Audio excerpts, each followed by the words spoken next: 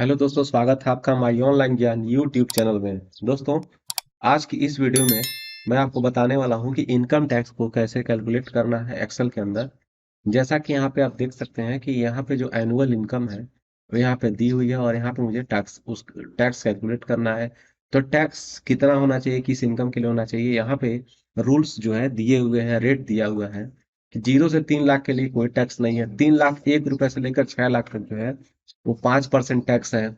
इसी प्रकार नीचे जो है कितना टैक्स और कितना उसका टैक्स परसेंट है यहाँ पे दिया हुआ है।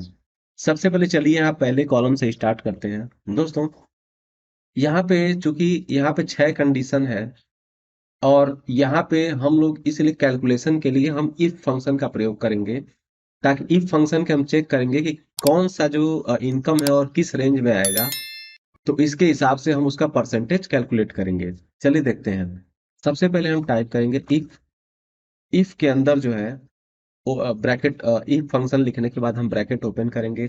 सबसे पहले देखिए हमें सैलरी को जो है वो चेक करना है। जैसे कि आप देख सकते हैं जो हमारा सैलरी का पहली सैलरी है वो है B4 में है। तो B4 सबसे पहले किससे बड़ा होना चाहिए?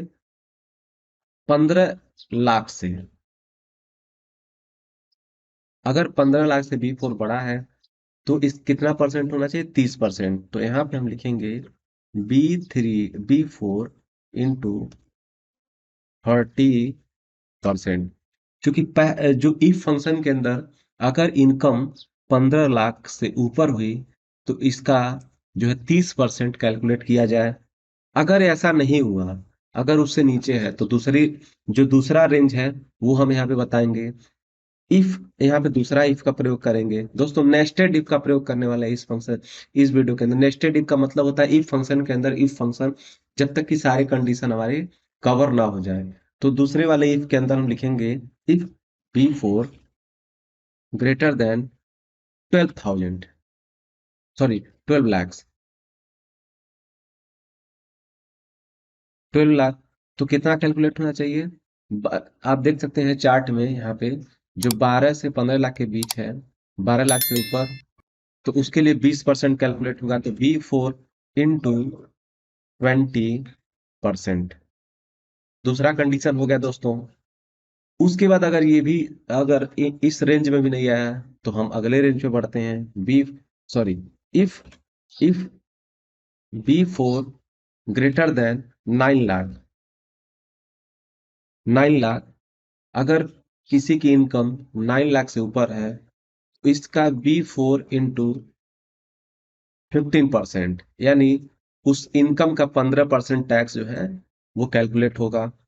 अगर ये भी नहीं सही हुआ, इस रेंज में भी नहीं आया, तो हम नेक्स्ट रेंज पे बढ़ेंगे, फिर लगाएंगे if B4 greater then 6 lakh.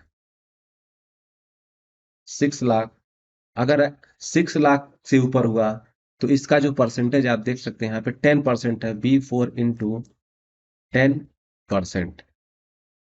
अगर इस रेंज में भी नहीं आया तो हम फिर इफ का प्रयोग करेंगे। If B4 greater then 3 lakh, sorry यहाँ पे 10, यस, 3 लाख। तो अगर कोई किसी की इनकम 3 लाख से ऊपर है तो यहाँ पर जो है कितनी जो है टैक्स कैलकुलेट होगी? यहाँ पे होगी होगी 5%। अगर इससे अगर किसी की इनकम 3 लाख से ऊपर नहीं है तो हम यहाँ पे लिखेंगे नो टैक्स और ब्रैकेट। क्योंकि यहाँ पे देख सकते हैं अगर शुरू से करें 15 लाख, 12 लाख, 9 लाख, 6 लाख और 3 लाख, ठीक है। 15 लाख, 15 लाख से ऊपर, 12 लाख से ऊपर, 9 लाख से ऊपर, 6 लाख से ऊपर, 3 लाख से ऊपर। अब यहाँ पे नो टैक्स लिखेंगे। अब यहाँ पे कितनी ब्रैकेट्स ओपन है? 1 2 3 4 एंड 5। तो हम 5 ब्रैकेट जो है क्लोज करेंगे। यहाँ पे आप फॉर्मूला फिर एक बार ध्यान से देखिए। यहाँ पे टोटल सबसे पहले हमने यूज किया है, सबसे बड़ा जो एनुअल इनकम है वो है 15 लाख से ऊपर। अगर 15 लाख से ऊपर किसी की इनकम है तो उसका 30% कैलकुलेट किया जाए टैक्स। अगर किसी की इनकम जो है वो 12 लाख से ऊपर है तो उसका 20% कैलकुलेट किया जाए। अगर किसी की इनकम जो है 9 लाख से ऊपर है तो उसका 15% कैलकुलेट किया जाए। अगर किसी की इनकम 6 लाख से ऊपर है तो उसका जो है 10% कैलकुलेट किया जाए।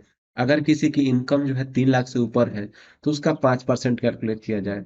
अगर किसी की इनकम 3 लाख से ऊपर भी 3 लाख या उससे नीचे है तो उसके लिए कोई टैक्स नहीं है। यहाँ पर नेस्टेड इफ फंक्शन का प्रयोग किया गया है। हमने पूरा फंक्शन को टाइप कर लिया है। अब हम इसको करेंगे एंटर। तो देख सकते हो दोस्तों, यहाँ पर पहली जो इनकम है 5,50,000 है और इस हिसाब से जो इसका टैक्स है वो है 27,500। अब हम क्या करेंगे, अब हम इसको यहाँ पर कॉर्नर पे आएंगे। यहाँ पर जैसे ये सिंबल आएगा माउस पॉइंटर का उसको हम प्रेस करेंगे माउस लेफ्ट की को और इसको ड्रैग कर देंगे नीचे की तरफ। तो जितने भी यहाँ पे इनकम दिए हुए हैं उसका टैक्स कैलकुलेट हो जाएगा। यहाँ पे आप देख सकते हैं, यहाँ पर इनकम सिर्फ 1 लाख है इसलिए इसका कोई टैक्स नहीं लगेगा। बाकी के इनकम जो है 3 लाख से ऊपर है, वो जिस रेंज में आते हैं उस हिसाब से यहाँ पे टैक्स कैलकुलेट हो चुका है। तो यहाँ पर मैं फिर से एक बार फॉर्मूला आपको दिखा देता हूँ। यहाँ पर देख सकते हैं लगभग यहाँ पे 1, 2, 3, 4 और 5 इफ फंक्शन का प्रयोग किया गया है, इफ के अंदर इफ का प्रयोग किया गया है। तो दोस्तों आपको सिर्फ एक सीरीज ध्यान रखनी है। एक एक इफ के अंदर एक टेस्ट करेंगे और एक उसका ट्रू इफ, अगर वो ट्रू हुआ तो कैलकुलेट करेंगे, अगर वो फॉल्स हुआ तो फिर दूसरे इफ के अंदर आएंगे। अगर ये ट्रू हुआ तो ये कैलकुलेट होगा, अगर ये भी ट्रू नहीं हुआ तो फिर तीसरे इफ के अंदर चेक होगा। अगर तीसरा इफ जो है ट्रू हुआ तो ये कैलकुलेट होगा, अगर फिर भी ट्रू नहीं हुआ तो ये वाला इफ चेक होगा। अगर इसके अंदर ये ट्रू पाया जाता है तो ये कैलकुलेट होगा, अगर ये भी ट्रू नहीं हुआ तो ये चेक होगा। इस प्रकार से सीक्वेंस वाइज चेक होगा, जिस रेंज में जो एनुअल इनकम आएगी उस हिसाब से वहां पे टैक्स कैलकुलेट हो जाएगा। दोस्तों, तो ये था आज का वीडियो जिसमें मैंने बताया आपको कि इनकम टैक्स कैसे कैलकुलेट करना है उस एनुअल इनकम जिस रेंज में आता है उसके आधार पे।